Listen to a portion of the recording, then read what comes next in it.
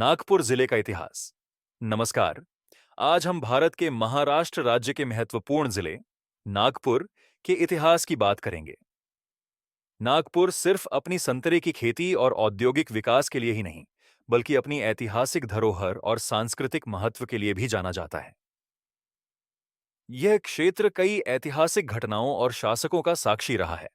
आप सभी से एक विनती है कि वीडियो के अंत तक बने रहे। वीडियो अच्छी लगी तो लाइक कीजिए और चैनल जो जरूर सब्सक्राइब कीजिए। तो अब शुरुआत करते हैं।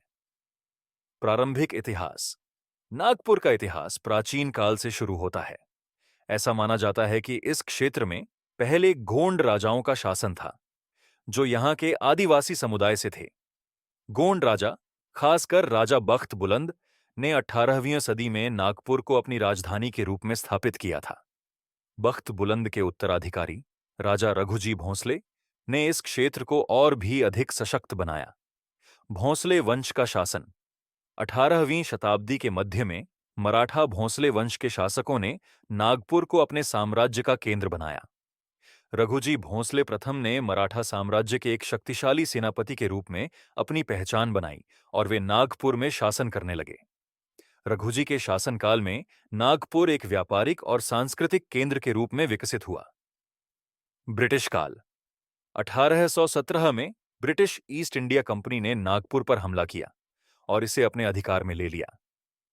तीसरे एंग्लो मराठा युद्ध के बाद भोंसले शासन समाप्त हुआ और नागपुर ब्रिटिशों के अधीन आ गया।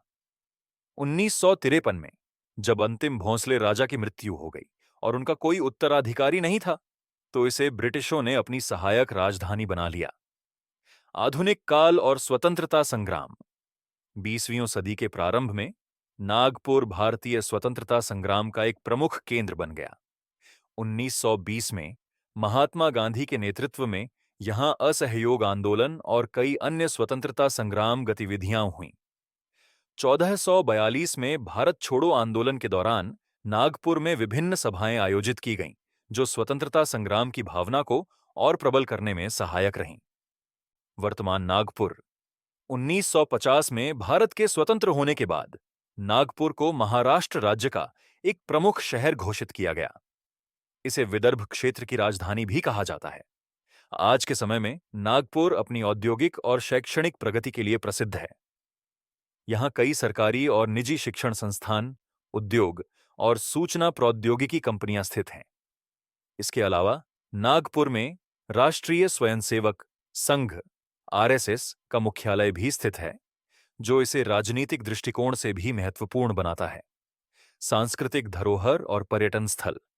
नागपुर में कई ऐतिहासिक स्थल और पर्यटन स्थल हैं, जैसे दीक्षा भूमि, जहां बाबा साहेब अंबेडकर ने बौद्ध धर्म की दीक्षा ली थी।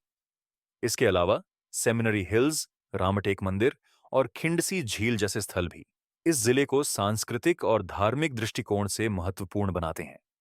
उपसंहार। इस तरह नागपुर का इतिहास विविधतापूर्ण और समृद्ध रहा है। चाहे वह गोंड शासन हो, मराठाओं का प्रभाव या ब्रिटिश काल का प्रभाव, नागपुर हमेशा से भारत के सांस्कृतिक और ऐतिहासिक इतिहास का महत्वपूर्ण हिस्सा रहा है।